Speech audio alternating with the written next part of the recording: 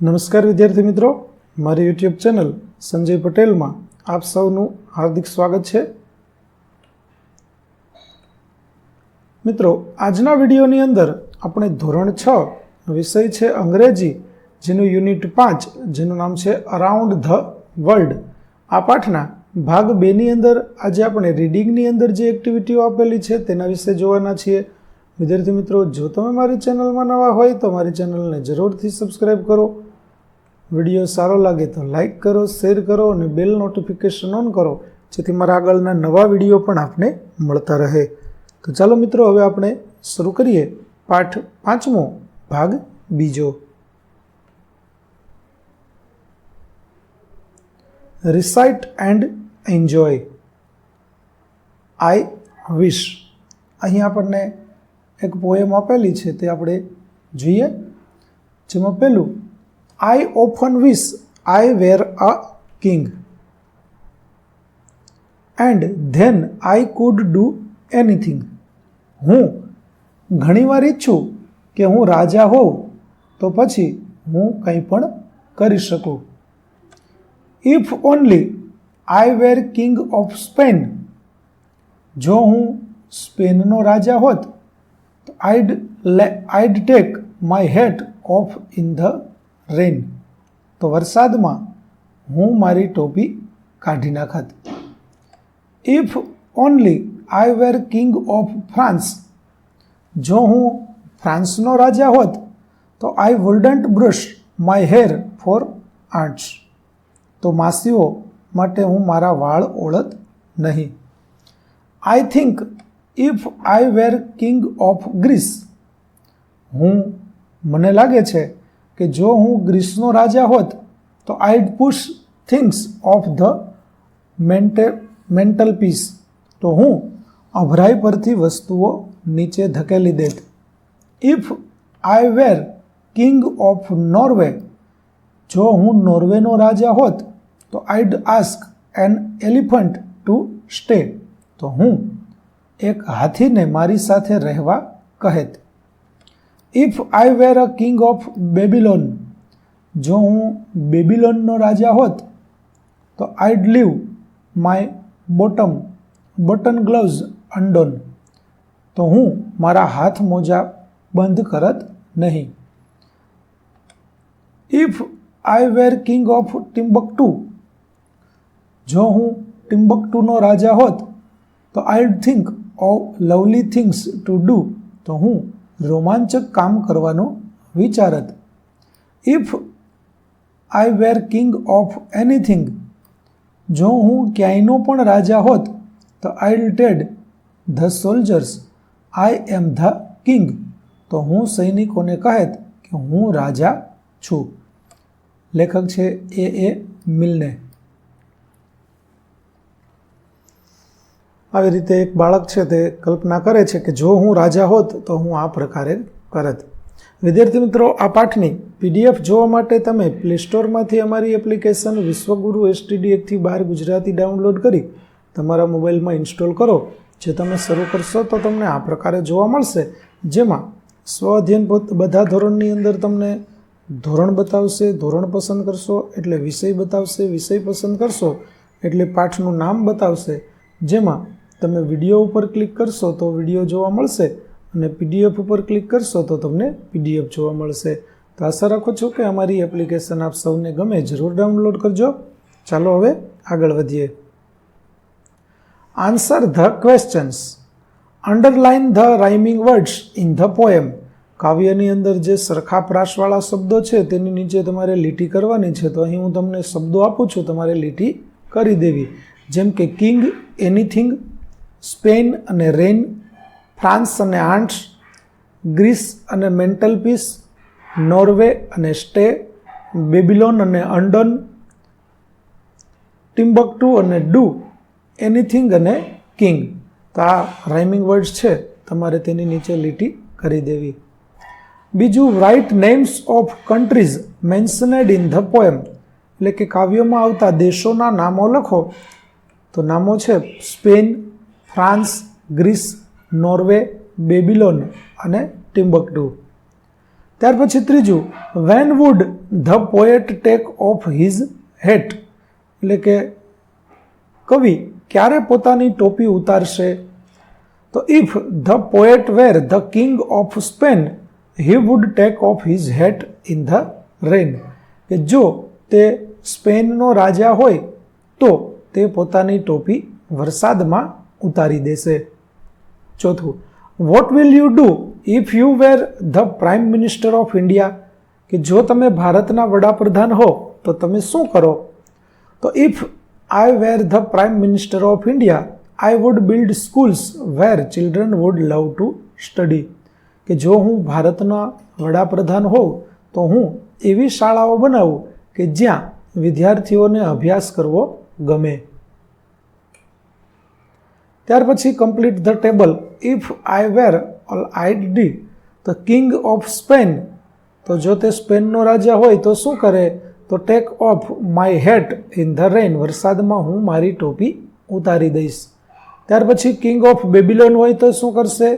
તો leave my buttons gloves undone, એટલે કે મારા હાથ મોજાના હું બંધ નહીં કરું. Push things off the mantelpiece, શાંતિ માટે વસ્તુઓ છે તો હું અભરાઈ પરથી વસ્તુઓ ધકેલી દેત. ક્યારે? જો હું કિંગ ઓફ ગ્રીસ એટલે કે ગ્રીસનો રાજા હોત તો. એવી જ રીતે કિંગ ઓફ ફ્રાન્સ હોત તો શું કરત? તો wouldn't brush my hair for aunts, માસીઓ દ્વારા મારા વાળ ઓળાવત નહીં. અને ask an elephant to stay, હાથીને રહેવા માટે ક્યાં કહેત? તો જો કિંગ ઓફ નોર્વે હોત તો. ત્યાર પછી read the story first journey. તો ચાલો અહીં આપણને એક વાર્તા આપેલી છે, તે વાર્તા આપણે જોઈએ. Prakash was very excited as he prepared for his summer vacation.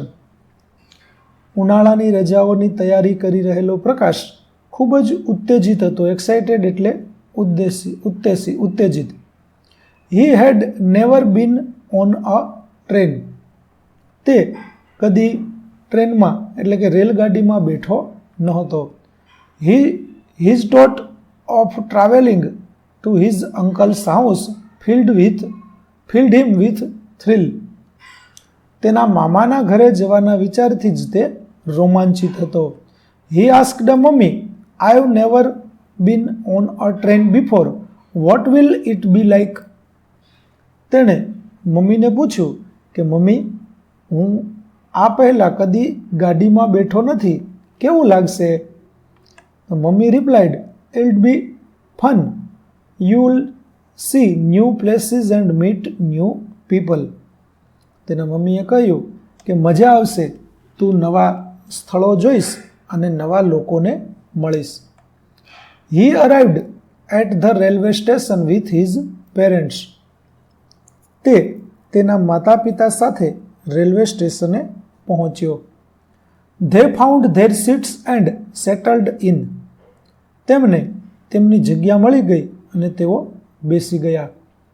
The ticket checker greeted them warmly, welcome, enjoy your journey.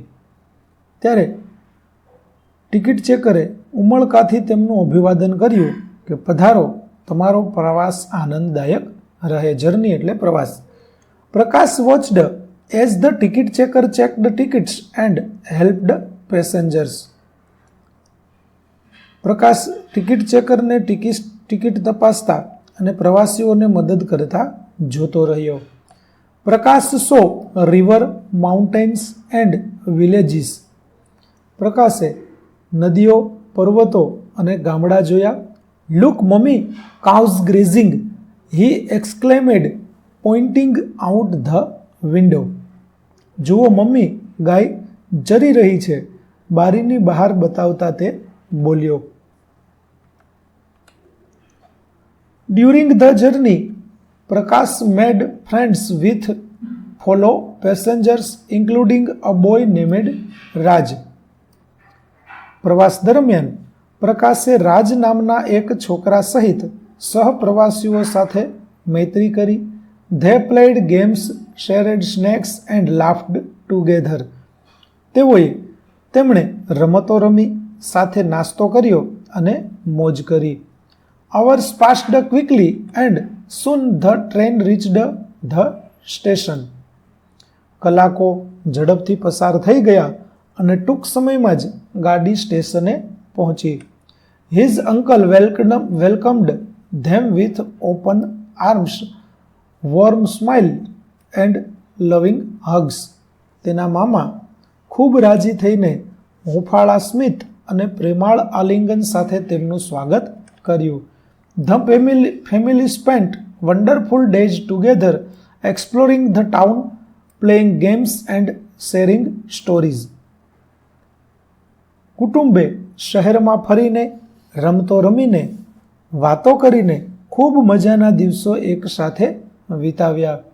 Prakash learned gardening tips from his uncle and laughed with his cousins. પ્રકાશે તેના મામા પાસેથી બાગકામ વિશે સલાહ સૂચનો મેળવ્યા અને તેના પિતરાઈ ભાઈઓ સાથે મોજ કરી.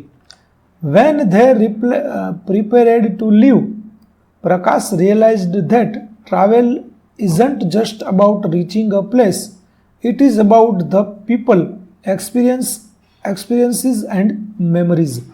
જ્યારે તેઓ ત્યાંથી નીકળવાની તૈયારી કરતા હતા ત્યારે પ્રકાશને સમજાયું કે પ્રવાસ એટલે માત્ર કોઈ એક સ્થળે પહોંચવું એટલું જ નહીં, તે લોકો, અનુભવો અને સ્મૃતિઓ વિશે પણ છે. તો આવી રીતે પહેલી વખત પ્રકાશે ટ્રેનની મુસાફરી કરી અને તેને તેમાં ખૂબ જ આનંદ આવ્યો. ચાલો હવે આપણે આગળ જોઈએ. ચાલો, choose the most appropriate option. યોગ્ય વિકલ્પ પસંદ કરો.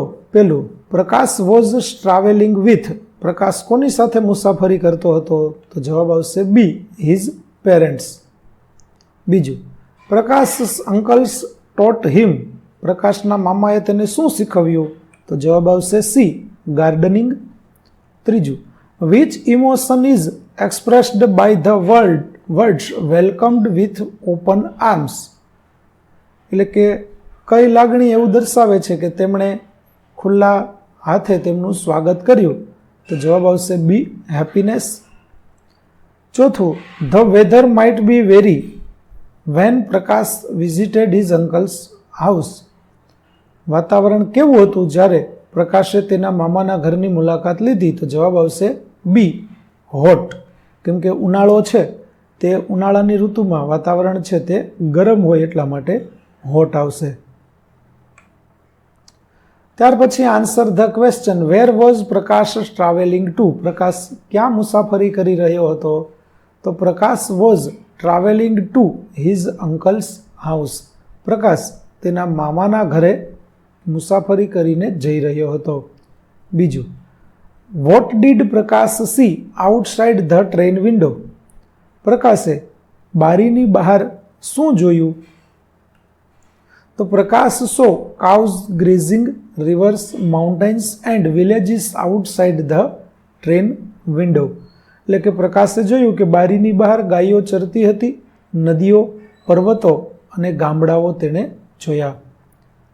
ત્રીજું, describe your memorable travel experience. તમારી યાદગાર મુસાફરીનું વર્ણન કરો. તો વિદ્યાર્થી મિત્રો, આ જવાબ છે તે મેં અહીં નમૂનારૂપ લખેલો છે. તમે તમારી રીતે પણ આ જવાબ અહીં લખી શકો છો. તો અહીંનો જવાબ છે, during the Diwali vacation our family visited the Statue of Unity. We went to Ektanagar by train. It was fun. I enjoyed the visit to the Statue of Unity, Children Nutrition Park, Miyawaki Forest and the Butterfly Garden. It was a memorable travel experience. ચાલો, ત્યાર પછી પ્રશ્ન number 4. What new things would you like to see on a trip. તમને પ્રવાસમાં શું નવું જોવા મળે છે તો ગમશે? તો I would like to C old places, temples, gardens, rivers and mountains on a trip. એટલે કે હું જૂના પ્રાચીન સ્થળો, મંદિરો, બગીચાઓ, નદીઓ અને પર્વતો જોવાનું પસંદ કરીશ. પાંચમું, who is your favourite travel companion. તમારો પ્રવાસનો સાથીદાર કોણ છે? તો my father is my favourite travel companion, એટલે કે મારા પિતા મારા પ્રવાસના પ્રિય સાથીદાર છે. ત્યાર પછી study the ticket and answer the questions. આપેલી ટિકિટ છે તેનો અભ્યાસ કરી અને પ્રશ્નોના જવાબો આપવાના છે. તો ચાલો આપણે પ્રશ્નોના જવાબો જોઈએ. પ્રશ્ન 1, what was the total fare from Ahmedabad to Baroda, એટલે કે અમદાવાદથી વડોદરા સુધીનું ભાડું કેટલું છે? તો જવાબ આવશે બી, 119 રૂપીઝ. બીજું, એમ કે શર્માઝ સીટ નંબર વોઝ, એમ કે શર્માના સીટ નંબર કયા છે? તો આવશે 7. ત્રીજું, where did M K Sharma board from, M K Sharma ક્યાંથી બસમાં બેસવાના છે? તો જવાબ આવશે સેન્ટ્રલ બસ સ્ટેન્ડ, અહેમદાબાદ. ચોથું, ધ બસ ડિપાર્ટેડ એટ, બસ કેટલા વાગે ઉપડશે? તો જવાબ આવશે સી, 9:15. પાંચમું, M K Sharma travelled by Volvo class, true or false, M K Sharma Volvo ક્લાસમાં મુસાફરી કરવાના છે, સાચું કે ખોટું? તો તે સાચું છે. છઠ્ઠું, ધ PNR નંબર વોઝ, ટિકિટનો નંબર શું છે? તો G120068883.